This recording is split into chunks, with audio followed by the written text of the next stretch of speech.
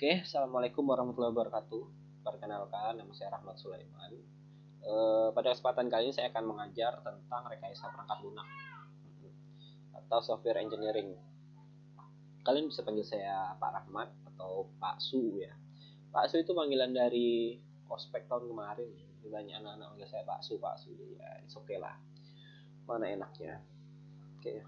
Sebelumnya saya mohon maaf, apa itu namanya? Karena musimnya pancaroba ya. Jadi saya terkendala batuk pilek. Alhamdulillah nggak corona ya. Bernapas pun sulit rasanya kan, harus lewat mulut sebagian. Oke. Nah, pada kesempatan kali ini rekayasa perangkat lunak akan diampu oleh saya dengan sudut pandang saya dan ilmu pengetahuan yang saya tahu ya. Dari beberapa referensi yang saya pelajari, saya akan menyampaikannya kepada kalian. Kalau sebelumnya rekayasa perangkat lunak ini diampu oleh Pak Yurindra. Jadi RPS sama materinya ini dari beliau semua. Jadi saya cuma ngambil materi dan RPS beliau dan saya jelaskan dari pengetahuan dan sudut pandang saya. Oke, aturan mainnya masih sama ya. 10% absen, 20% tugas, 30% TS, 40% UAS. Jadi totalnya 100%. Tapi yang harus kalian ingat adalah jika absensi kalian kurang dari 12 pertemuan, itu otomatis dari sistemnya udah nggak bisa lagi nilai kalian keluar. Yang artinya kalian harus ikut SPE atau mengulang mata kuliah tersebut. Itu memang udah apa ya, udah hukum ya, pokoknya udah aturan paling ketat, paling atas itu. Kalau absennya nggak sampai 12 sudah, jadi nilainya bakal keluar. Kalau tugas 20%, kalau kalian mau ngumpul tugas ada nilainya, kalau tidak mau ngumpul tugas ya enggak apa-apa, itu pilihan ya. Kuliah itu pilihan, udah gede semua. Kalau mau lulus ya kerjakan, kalau tidak mau lulus ya sudah, terserah kalian. Saya tidak pernah membatasi ini itu apa. Nah, untuk absennya silahkan isi di Google Classroom ya. Nanti tiap pertemuan nanti saya akan sediakan thread-nya. Jadi misalkan kayak gini ya, kita pertemuan RPL ini dari jam 8 pagi sampai jam 10 pagi gitu kan. Ternyata kalian absennya jam 11. Itu tidak saya hitung ya. Mohon maaf. Ya bukan apa, karena memang sekarang kan semuanya sudah daring ya. Belajar bisa dimanapun, apa segala macam. Jadi kemungkinan kalian untuk tidak ngisi absen itu kecil sekali.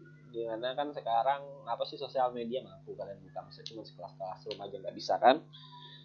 Oke, nah sebenarnya kalau kita belajar, kalau kita apa sih mengenal sesuatu, itu kita harus tahu ini tujuannya buat apa sih. Misalkan kayak ada sepeda itu kan tujuannya buat apa? Buat mengantarkan kita ke suatu tempat dengan kecepatan tertentu kan. Nah bedanya sepeda sama motor apa? Kalau sepeda masih kita pakai secara manual semua. Kalau motor udah ada yang agak otomatis dengan kecepatan yang berbeda. Kurang lebih seperti itu. Jadi software ini makanya kan ada yang zaman dulu, ada yang zaman sekarang apa segala macam. Bahkan apa sih namanya? Belajarnya pun sudah ada namanya software engineering gitu kan. Nah, tujuannya adalah menyamakan persepsi dan pemahaman.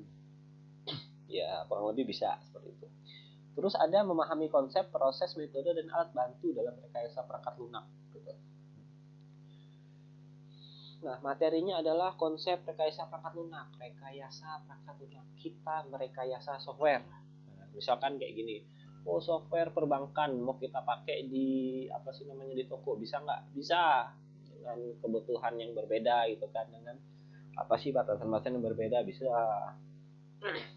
Software engineering proses ada software development ya, kita apa artikan aja kalau bahasa Inggris kan dari belakang ke depan. Development pengembangan software perangkat lunak, jadi pengembangan perangkat lunak. Software documentation artinya dokumentasi software.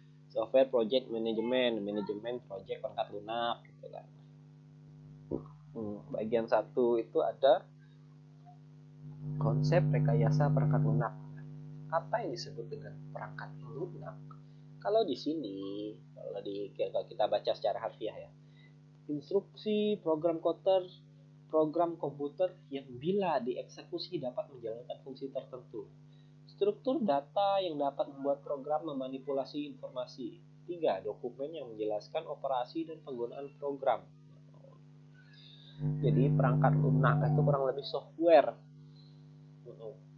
Misalkan ya, sebenarnya kita tidak boleh menyebutkan mereknya, tapi tidak apa-apa lah buat belajar.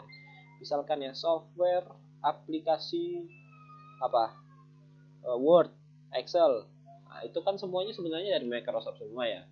Cuman ada bagian-bagiannya, itu Word, Excel, apa segala macam. Memang semua bisa dipakai nulis. Di Excel bisa nggak nulis? Bisa. Cuman kan lebih difungsikan untuk dapat menjalankan fungsi tertentu. Makanya di sini nomor satu itu adalah instruksi program komputer untuk menjalankan fungsi tertentu. Karena memang fungsi dari tiap-tiap software yang ada itu berbeda. Kalau kayak gini aja, software apa ini saya pakai ini buat rekam ini, Bandicam. Ini kan berbeda gitu kan dengan software VLC. Kalau ini juga sama-sama memproses video kan ya.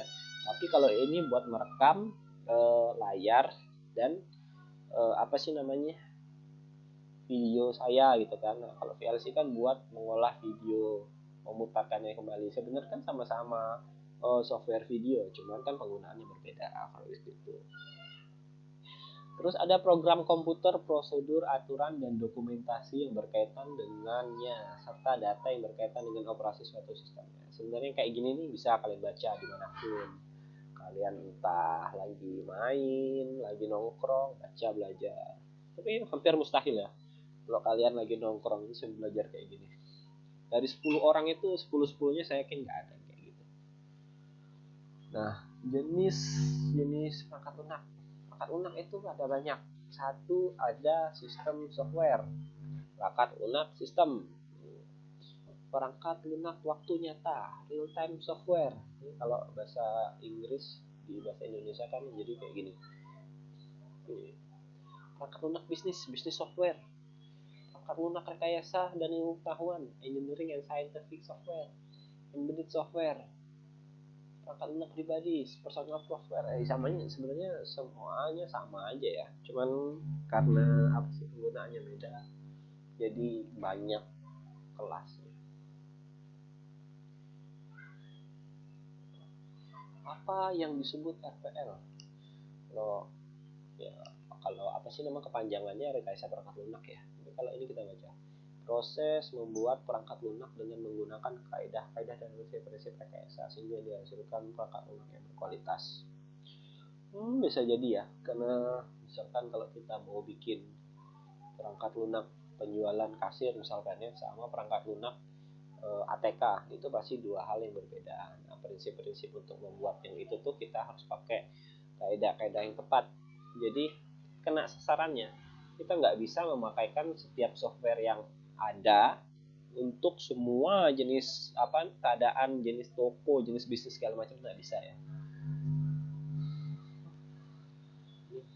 Ini dari beberapa definisi ya, Roger Pressman.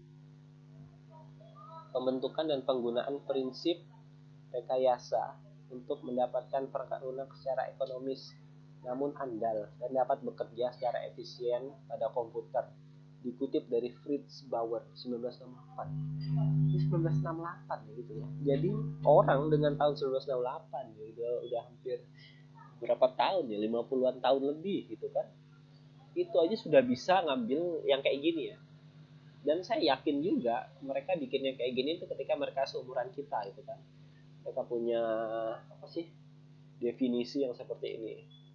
Terus ada lagi tuh, suatu disiplin kaidah yang mengintegrasikan proses, metode, dan alat bantu. Ya, boleh. Kalau ini, nah biasanya kalau kita ya mau ngambil definisi atau apa, itu ambillah dari sumber yang memang kumpulannya dari apa sih namanya, kumpulannya dari para ahli. Misalkan kayak gini kan, ada sekelompok orang pemancing nih. Nah, nggak mungkin kan kalian mau beli pancingan tapi malah nanyanya sama tukang kayu. Pasti kalian akan nyamperin si apa sih namanya, kumpulan para pemancing itu kan ya. Mulai dari joran yang bagus, reel yang bagus, spot apa gimana kan segala macam. Nah, kalau di sini kan ada namanya IEEE Computer Society. Nah, itu merupakan organisasi kumpulan dari orang-orang IT di seluruh dunia. Jadi mereka tuh kayak ngumpul bareng, punya hobi bareng. Nah, mereka kumpul di situ. Kalau di sini katanya the application of a systematic discipline quantifiable approach to the development, operation, and maintenance of software. That is the application of engineering to software. Nah, kalau apa sih, kalau diartikan ya aplikasi yang secara sistematis apa sih tertata dan dapat dihitung dengan pendekatan yang bisa dikembangkan, dioperasikan dan dirawat. Nah, itulah kurang lebih software engineering untuk mereka. Itu kalau saya ngartikin ya. Kalau Google ngatain mungkin beda ya, karena Google juga akan expect dari orang lain. Mengapa RPL? Nah, perangkat lunak dibuat supaya untuk digunakan pemakai untuk membantu menyelesaikan masalah. Iya, kalau dulu itu kan orang berlomba-lomba buat mesin ya, buat mesin. Tujuannya apa? Untuk mempermudah pekerjaan manusia. Cuman kan di dalam mesin itu kita perlu menjalankan suatu program agar mesin itu berfungsi sesuai kehendak kita. Nah, program ini juga digunakan untuk mempermudah pekerjaan manusia. Jadi mesin dan program itu bisa dikatakan saling berkaitan ya untuk saat ini ya. Walaupun ada mesin yang nggak pakai program. Nah, kurang lebih perkuliahan kita seperti itu. Jadi tiap minggunya, tiap pertemuan itu nanti saya akan kasih kalian video yang seperti ini. Durasinya kurang lebih 15 menit lah. Nah, tapi saya tidak akan menjelaskan secara penuh. Karena apa ya?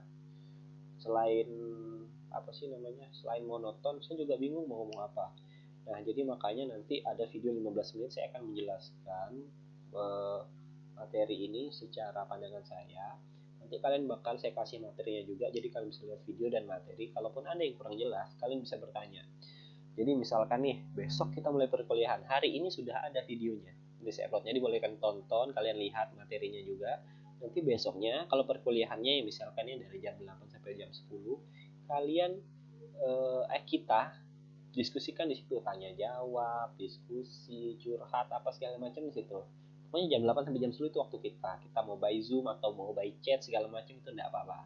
Nah, kurang lebih seperti itu. Jadi biar ada apa ya? Biar kalian itu self prepare gitu. Jadi sebelum perkuliahannya dimulai kita udah tahu, oh minggu depan ini materi kayak ini. Jadi kalian itu udah membaca beberapa referensi. Jadi ketika yang ada nggak tahu itu, boleh kalian tanyakan kepada saya. Nah, saya akan jawab semampunya. Dan kalaupun ada pertanyaan dari kalian atau hal-hal yang kalian tanyakan dan saya kurang paham atau saya kurang mengerti, nanti saya akan baca beberapa referensi dan saya akan jelaskan kepada kalian berdasarkan apa sih namanya, ilmu yang saya pahami. Karena kalau kami, terutama saya ya, jadi dosen itu saya cuma punya prinsipnya satu, dosen itu boleh tidak tahu tapi tidak boleh berbohong. Jadi kalau ada pertanyaan dari kalian yang saya tidak pahami, nanti saya akan kaji lagi dan pertemuan berikutnya akan saya jawab semampunya. Oke. Nah, mungkin untuk pertemuan pertama ini sekian dari saya. Semoga bahagia. Jangan lupa buat untuk terus kuliah, ingat orang tua dan segala macam. Oke, sekian. Assalamualaikum warahmatullahi wabarakatuh.